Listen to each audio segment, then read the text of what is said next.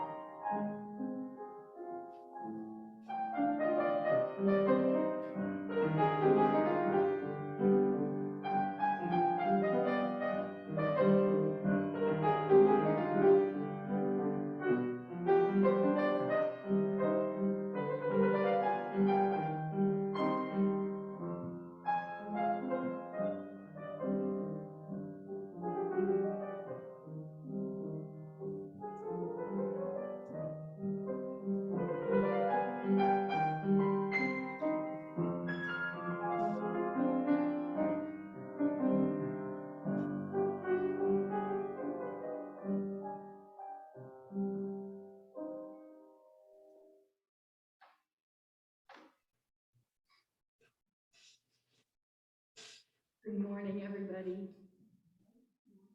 I tested negative this morning, so I get to preach without my mask. It's a special treat. I want to express appreciation for everyone who wears masks, who's been vaccinated, who try to distance, who try to take care of the most vulnerable among us. And extra brownie points for those of you who got an email saying that our furnace blower is out in this building this morning and came anyway. Welcome.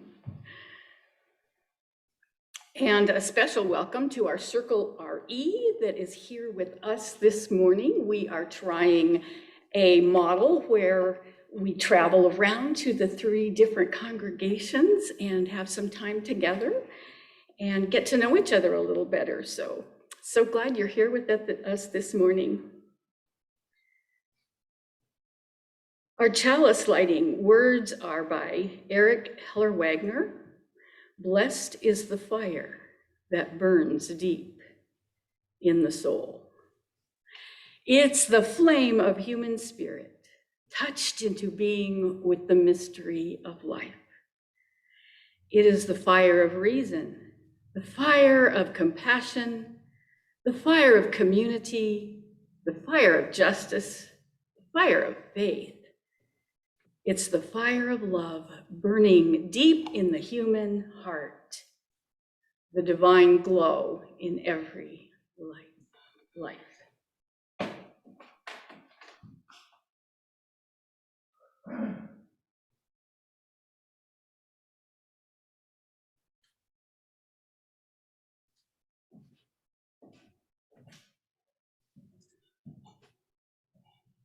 Our call to worship is by Gregory Orr. this is what was bequeathed us.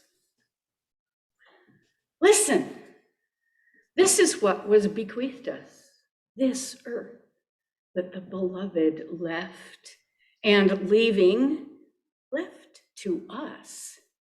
No other world but this one.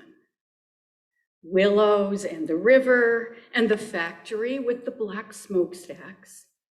No other shore, only this bank on which the living gather. No meaning but what we find here. No purpose but what we make.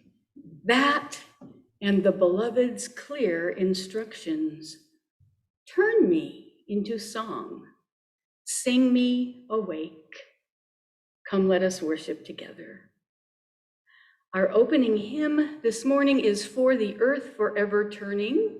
The words will be on the screen. At home, please mute your mics if you're going to sing along. Here in person, feel free to hum or move to the music as you might wish.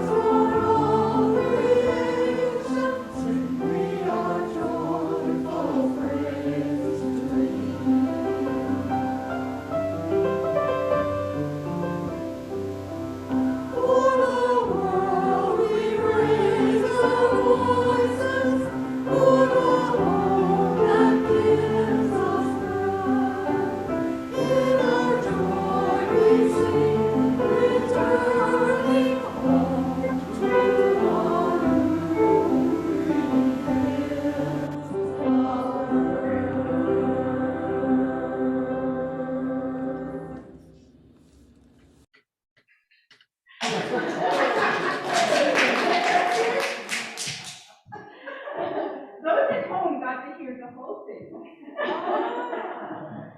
I would like to invite anyone who is young or young at heart today to come join me down in your first story. You can see me better if you come up close because I'm going to sit way down here.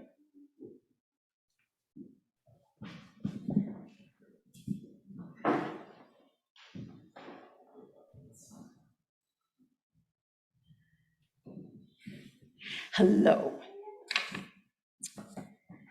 This story today, I'm going to ask you to help me tell it a little bit, okay? And there's one line that I'm going to ask you to say, and that is the same as the title of the story. It's not my problem. Okay? Here's your cue. Are you ready? It's not my problem. Okay. We're ready. Long, long, long ago and far away, there lived a queen. Well, she was a happy queen. She'd like to go out in the morning to her balcony and look over her kingdom. And one morning, she's standing out on her balcony with her rice cake covered with honey, her favorite breakfast. And something catches her eye and she moves, and a drop of honey goes right on the railing of the porch of the balcony. And her advisor says, "Look, you've dripped some honey on the railing." And she said, "Oh, a drop of honey on the railing? Someone will clean that up later. It's not my problem. Well, the sun started shining more fiercely, and it started melting that honey. And what happened? It dripped off the balcony railing onto the street. And pretty soon, some flies were buzzing around that honey. Good honey, right? Look, there's flies coming around the honey. That's not sanitary, said the advisor. Oh, well, it's just a few flies. That's not my problem. So, guess what happened next? A lizard came out and started licking its tongue and catching those flies. And pretty soon, a cat notices the lizard and comes out from behind the wall and starts playing with that lizard and batting it around. You know how cats are. Well, the butcher's dog noticed the cat and came over and started chasing this cat. You know how dogs are. Well, there's a cat fight. There's an animal fight down in the street, says the advisor. Oh, says the queen, a silly little fight between animals? That's not my problem. Well, pretty soon, the cat's owner comes out of her shop with her broom and starts going after the dog who's after her cat. Well, the dog's owner comes out with his broom and starts defending his dog, and pretty soon there's a fight going on and the villagers start taking side. Oh, I'm for this person and I'm for that person, and pretty soon the passing soldiers who knew these two people also took sides, and pretty soon the whole kingdom was involved in a big war.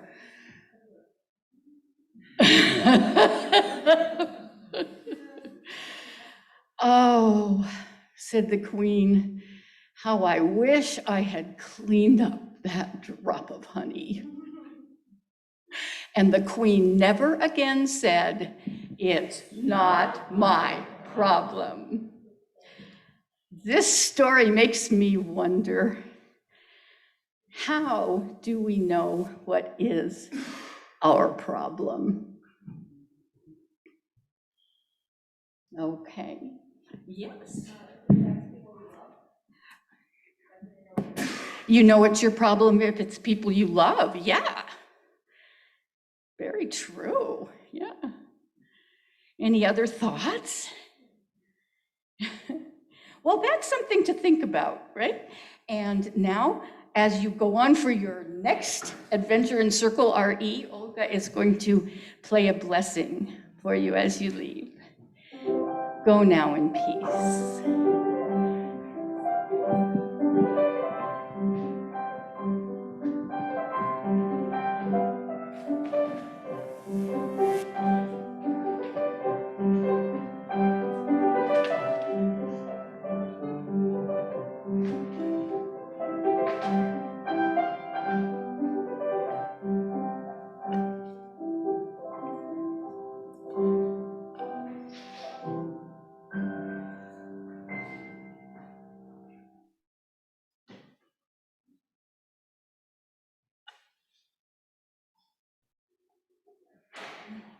We need one another.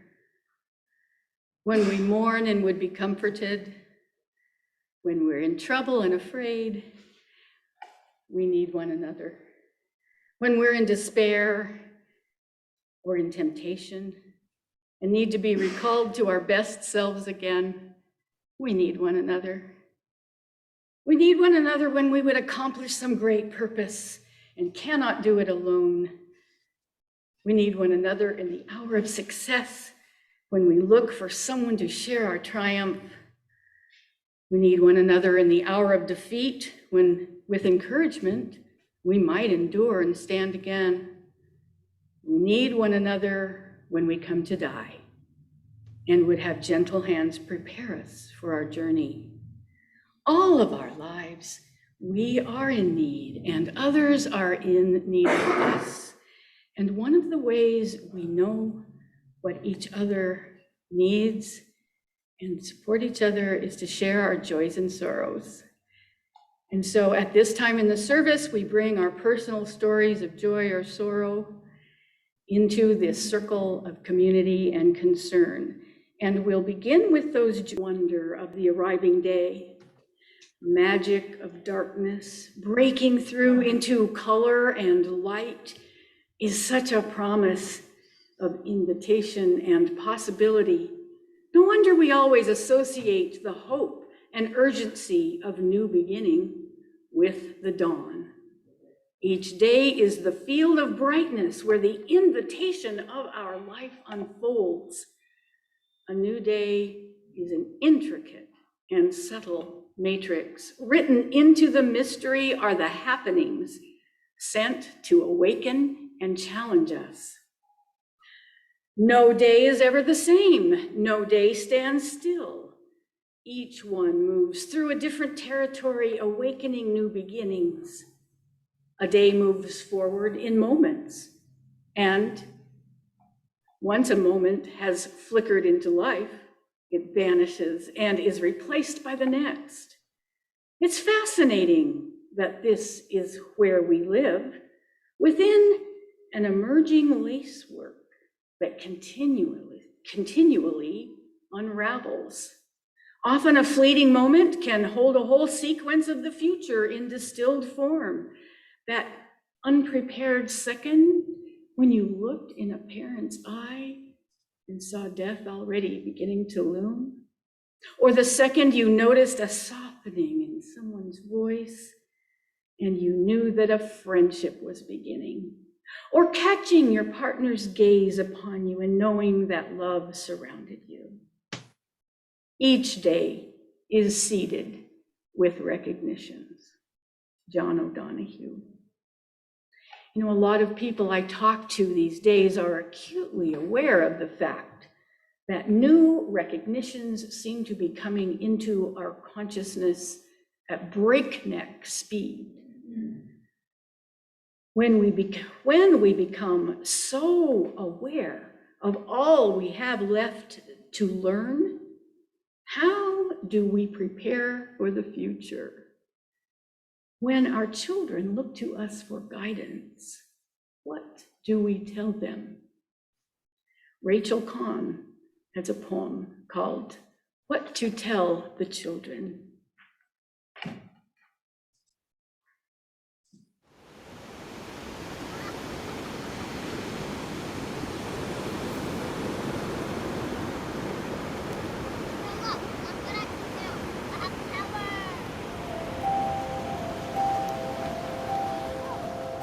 What to tell the children? Tell them that this is the Great Awakening. Tell them that we humans have made some huge mistakes, and that's how we now find ourselves in this tenuous place. Teach them that hate is the poison. Teach them that love is the remedy. That it is better to be readied for what comes next, even if the revelation is painful. Tell them that this is the paradigm shift, that the old is collapsing in on itself, that this death rattle is simply a temper tantrum, the last gasp of a dying Goliath. Remind them of how they get wild when they are most tired and then pass out, that this is what it's about, that this is what is happening to a decrepit and ineffective empire. Tell them that everything is not okay, and knowing that is okay. Tell them that pretending that what is unacceptable is fine is what got us to this sick and dysfunctional spot on the timeline.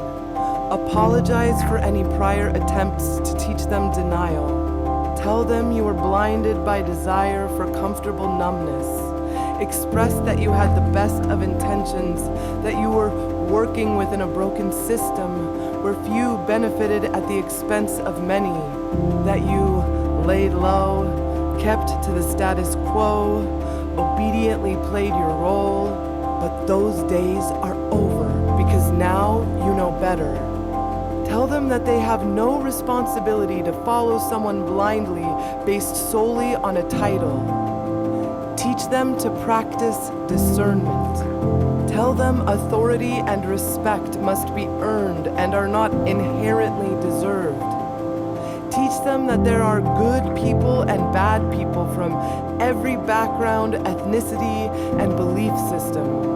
That they must align themselves with kindness. That there is no more room for divisiveness. You tell them that just because something is legal, that doesn't mean it's right. You tell them to stand up and fight. Remind them of all the lawful atrocities committed in the sick and twisted history of this violent country. That Rosa Parks righteously broke a law and the world took notice. That Harriet Tubman is our modern-day Moses. That women would not be allowed to vote, and no one would have proposed another notion if the blessed rebels hadn't taken a stand. Tell them love will win this war, but only if we remember that love is not just one unending cuddle puddle, but fierce as a mother bear protecting her cubs. Tell them that although this existence is damaged beyond repair, they must not despair. There is possibility, and we will willingly and willfully open ourselves to new ways of being, because the old way is not working, has never worked, and the world deserves better, and we're worth it. Tell them they are not free while another suffers under enslavement. Teach them that we are all limbs on one body, and we cannot chop off our own arm without deep suffering. Teach them humility, but also to relearn to trust their intuition and beg their forgiveness for unintentionally misleading them previously. Tell them their gifts are useful. Tell them they are beautiful. Tell them they are the truth.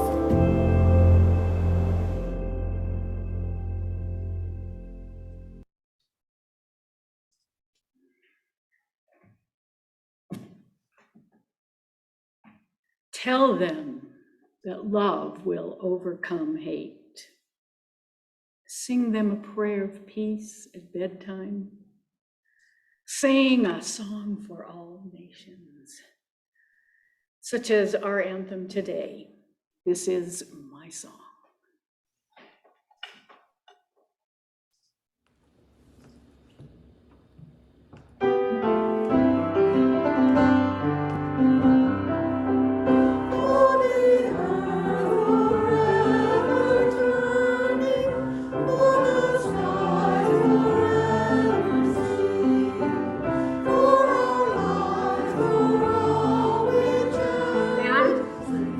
This is the wrong one.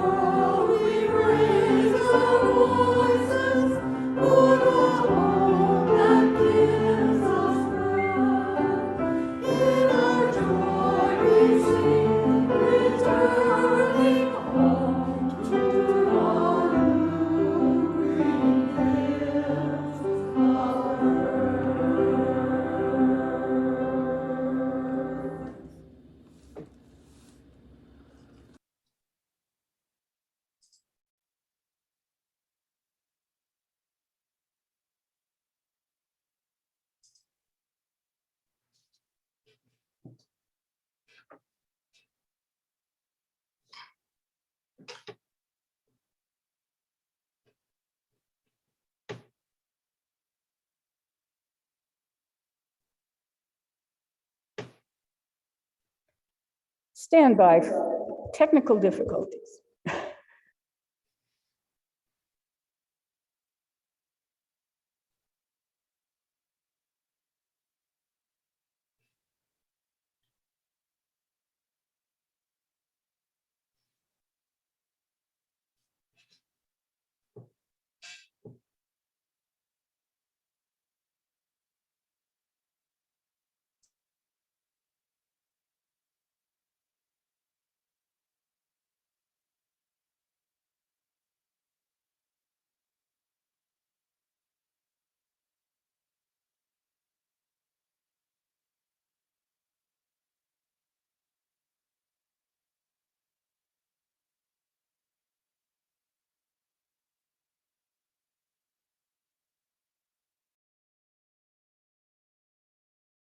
Him play with that, and all right, now they can hear.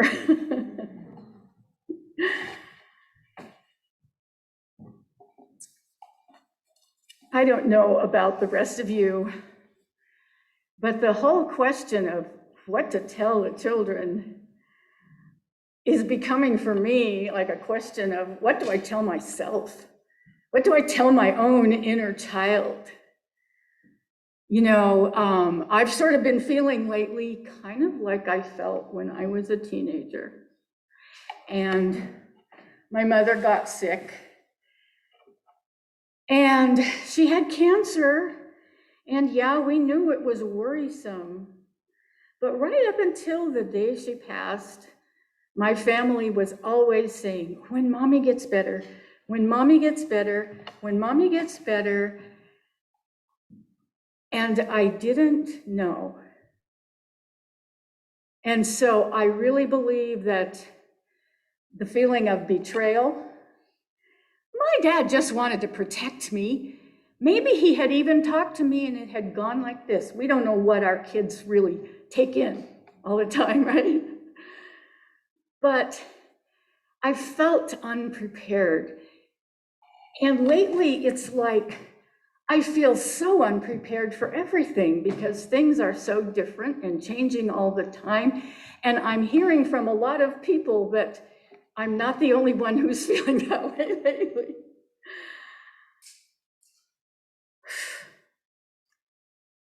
Are we getting too wrapped up in trying to predict what might happen so that we can keep ourselves safe, so that we can have enough money to retire on?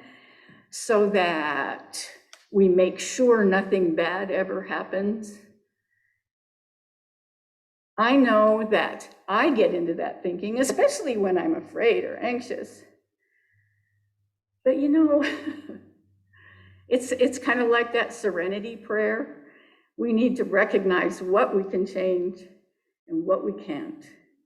Concentrate on what we can.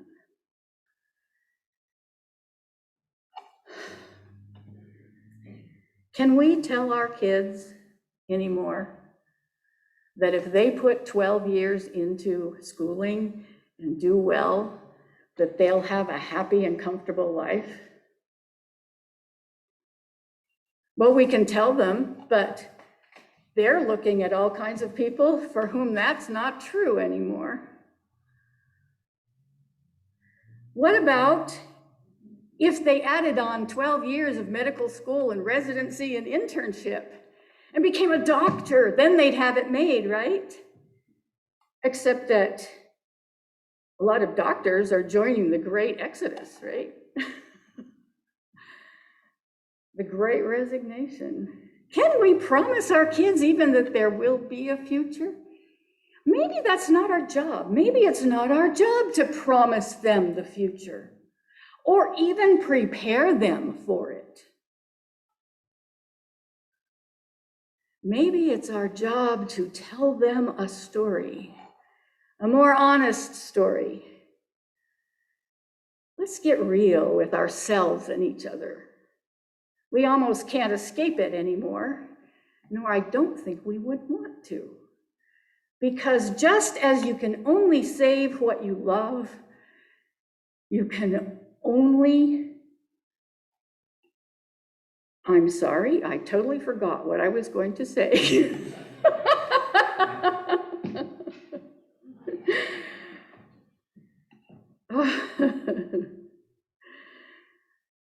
When I say, let's get real, I'm not meaning it in the sense of doom and gloom. I think we do too much of that.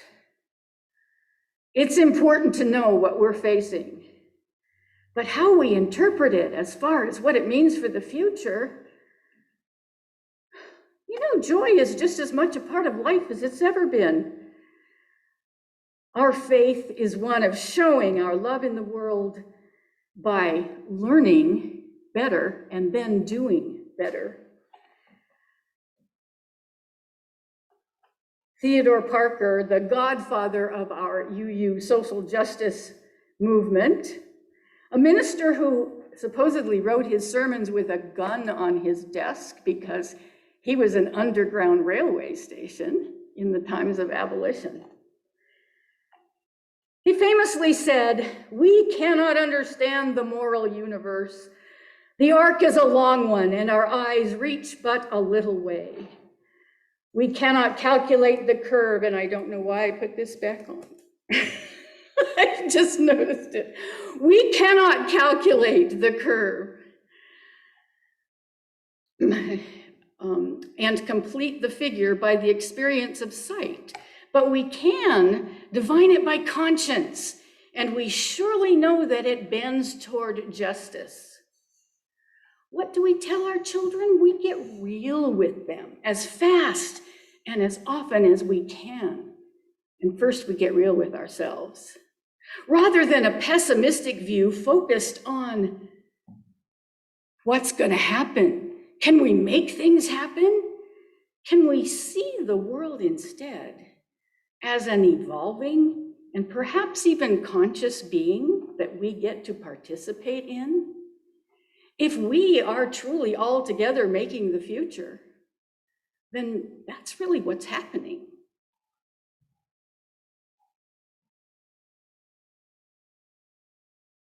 Instead of asking, how do I change the whole? Let's ask, what do I have access to? What are the impacts of my activities? What do we do about this unpleasant reality, this inconvenient truth right where we live? If we are participating in that evolution, in the bending of the arc toward more justice and more peace, then we will be seeing reality more and more, just as quickly as we can. And we will be talking about it. And we will be working out solutions together. We're always learning. Our brains are plastic through our whole lives and able to form new connections and habits and ways of thinking. Even us old dogs can learn new tricks. And I recently ran across this delightful recording by Nancy Boudelier on the subject of training an old dog. So with her permission, we are going to watch this now.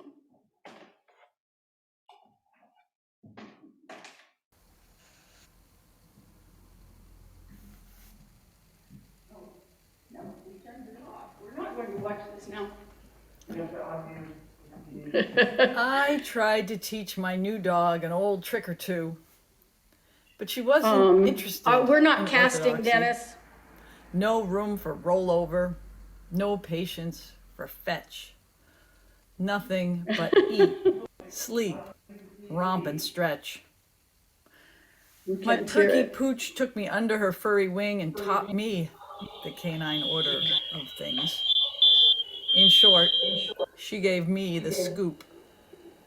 I was taught that sit means to chase one's tail, and that come means to bark or poop. Then I learned that the point of a trail is to know where to stray from, and that leashes, no matter the length, should be wadded and stuffed in a pocket. The next lesson, don't mock it, was this: if there's an itch, scratch. I am no match for her. Whoever said that you can't teach an old dog a new trick has not met my little escapee from the pound, because that mutt has found thousands of tricks to teach little old me.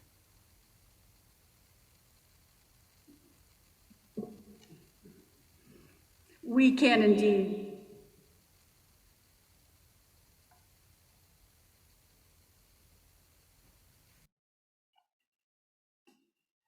We can indeed learn new tricks.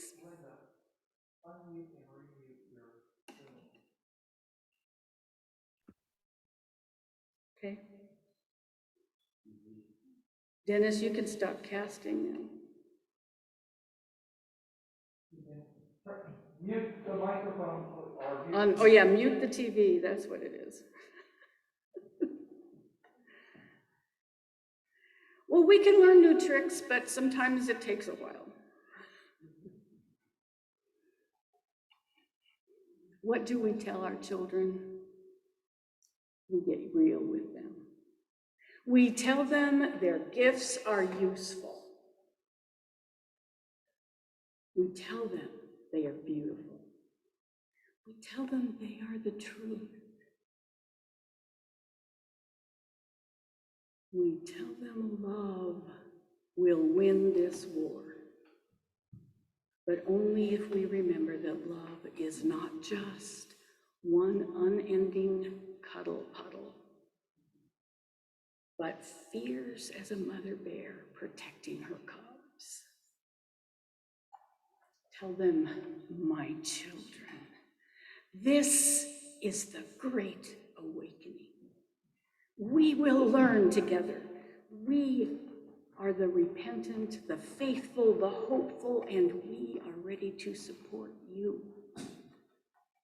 We love you and the new way you are building. May it be so. Our half plate for March is Mass Match.